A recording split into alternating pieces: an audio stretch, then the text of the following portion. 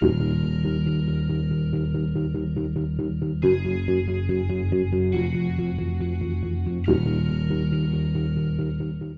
get into Scream 5. Yeah.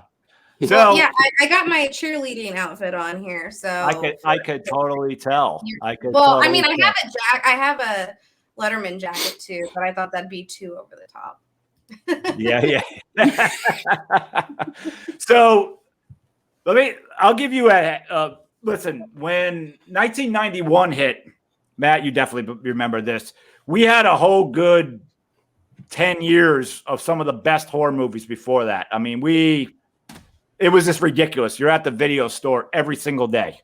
Absolutely. And by 91, Michael Myers it was over. Well, it stopped at 5 back then. Jason was, going to Manhattan. Freddy was part 5 and it was in the toilet. So by 91, I'd say we got Candyman. And then we kind of had a good 5 years of really what was in there. We were all the Hellraisers went straight to video and all that. Yep. So when Scream hit, that was the rebirth. Right. It totally was. And Scream mattered a lot. And it was kind of cool to see oh, you're not some guy that got hit by a bolt of lightning. No, you're not a curse. You're just a human being. Well, here's your motives. And that was awesome. And, I love Scream. And I thought it woke everything back up. And then here came, I Know What You Did Last Summer, all right to the ring, right into, The Grudge, everything. Right. So when they made the second Scream, some people were off the wagon. I was right with it. I was like, I like Scream too. I like Mickey. I like Mrs. Loomis. I thought one of the worst things that's ever happened in horror movie franchise history was letting Randy die. Yeah, I think that too. Ever since Jamie Kennedy died, it was. Yeah. I just thought his character was great, but I also understood if you really look at who was one of these people had to die. Courtney Cox and David Arquette were in the news every day. He had to be the one to go, but I'm right with you. Yeah. So, and then even the third one, people were off the wagon there a whole lot more. I liked it. I liked the whole idea with the brother and Roman. I thought it needed that last hit to put the nail in the coffin of wow, what a series. When Scream 4 hit, it literally had "Give me the paycheck" written all over it. I didn't think there was any heart into that at all. The idea that I have a relative that's jealous and wants the spotlight. I was like, this is beyond overkill. And when they even announced Scream 5, why? I don't see what more this franchise had to say. And you're forgetting the TV show. Okay. The series? I never even seen it. I never saw it either. Is it on the WB? Is it on the WB? They're actually pretty decent for MTV. They were actually pretty decent for MTV. I actually heard that they were pretty good. Until you get better than Freddy's Nightmare? Until you get to the third season, Resurrection. And anytime you have Resurrection behind it, you know it's going to be fucking atrocious. So Busta Rhymes didn't do any back kicks in that, did he? I still have fun watching that movie, but I did not have fun watching Scream season 3. I can tell you that. Gotcha. Well, when Scream 5 hit, I figured I just thought it was going to be the standard, because if you want to sum up reality, Scream 1, 2, 3, and 4 in 10 seconds. I hate you, Sydney. Here's why. Sydney kills him. Dewey comes in all covered in blood and says, "Way to go, Sid!" That's all 4 movies in credit in 1 sec. So when I heard they were making part 5, I thought that's what we're getting. And they threw a curveball in there. I'll give them that. But this fell into not as bad as the Texas Chainsaw Massacre, or what I was just saying, but I didn't care about the Didn't you just message me a week and a half ago when Texas dropped, and you said you enjoyed Texas Chainsaw more than Scream? I meant the gore and the kills, but I did not mean at all that I enjoyed. You gave me the greater than sign. Huh? You gave me the greater than sign. Or you said you enjoyed it more. I enjoyed Texas Chainsaw more than Scream. I did. I can second that. Yeah. Maybe it's just because of the gore, and at least Leatherface was this true to his character. But when it comes to Scream 5, I got to go right for the ending of the two killers. I have to say the boyfriend I had pinned the whole time because I just looked at, well, if you're going to do a Billy Loomis thing, well then, okay, well, this is going to be his daughter. That'd be, I don't know. I just felt that was there. But when we got to the girl, this cute girl that was the tag team partner of this dude, I don't know her. What did she speak for like 3 minutes in the movies? Do you remember her name? No. Amber Freeman. Well, what's her motive? Her motive is exactly the question you posed to us earlier. Are horror fans suckers? It's about toxic fandoms. It's brilliant, in my opinion. Like, as somebody that writes and podcasts, like, a lot of people don't always agree with my reviews, and I'm not telling anybody they have to agree with me. You know, I'm just saying my personal opinion, but people will attack you for, you know, thinking differently than they do. And it's really kind of brilliant because it's really relevant, because if you, like Matt was mentioning earlier, people are going crazy, going at it over the Texas Chainsaw. It's about toxic fandoms. It's about their favorite franchise. This movie gets that on a whole other level, and it's brilliant. Like, I don't know if no, trust me, I've lived it. I know it. Like, I feel it. Like, this movie, I don't know if it's maybe Matt and Tyler, the directors of the film. I feel like, I mean, they didn't even necessarily write it, but I'm sure that they were involved in the writing process. But I feel like the writers, I feel like they just got it. There's a speech in there that Jasmine, Mindy Meeks, Randy's niece, says in it. And she was like, to some people, the original is their favorite thing in the entire world. Like, this, I felt like this movie was kind of made for the fan like me. And I feel like some people will get that, some people won't. I completely understand that. And, you know, I love all walks of life and I appreciate all horror fans, but there is toxic fandom. And I love the way that this movie broke it down. And, you know, I don't know. Like, I mean, there has to be something about, you know, calling just general horror fans suckers. Like, is that not kind of toxic? It's toxic, but I'm not going to go. Anybody?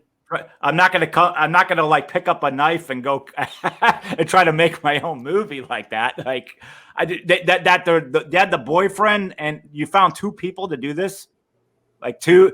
Well, how did they find each other? Well, like, did they ever explain a how subreddit? I believe they said. What'd they say? I think they said it was a subreddit. Which that's definitely something of this generation as well. Like, I mean, that's no different than Mickey and Mrs. Loomis finding each other on the dark web. Well, Mickey was a badass. I can believe Mickey was probably the best badass out of all the bad guys. Because like, it's so lucky to find Mrs. Loomis. Yeah, I mean, yeah. I love part two. Like, I'm a huge advocate for part two. Don't get me wrong, but I'm just saying, if you're gonna say that these two people having chance encounters, like, you have to go back to that as well. Well, then that's a clone movie. Then is basically what you just told me. They just stole the recipe.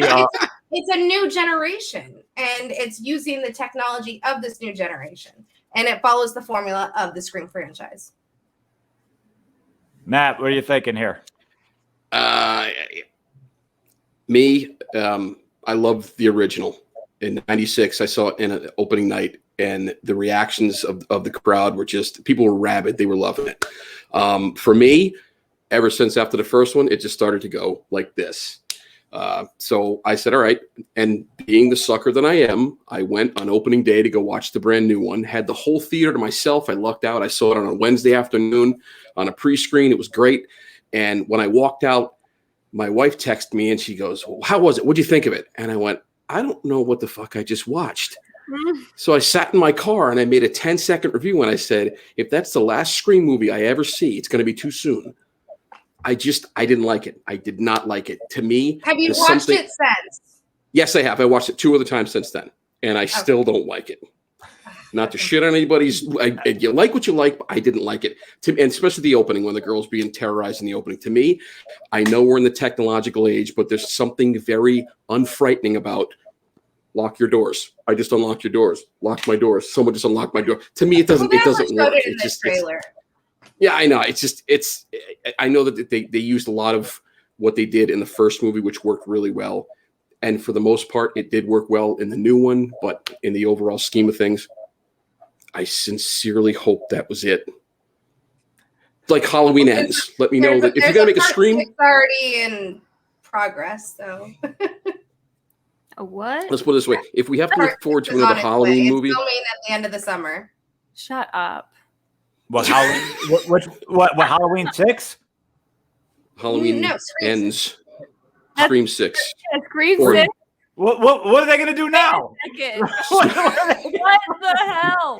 You better come up with something seriously brand new as far as your killers for this movie. Are you gonna go see it? Maybe, maybe not. It's tough. I mean, I'll have to look at the trailer. You're not gonna see the new Scream movie. I might watched it wait until it streams. But I don't think I'm gonna.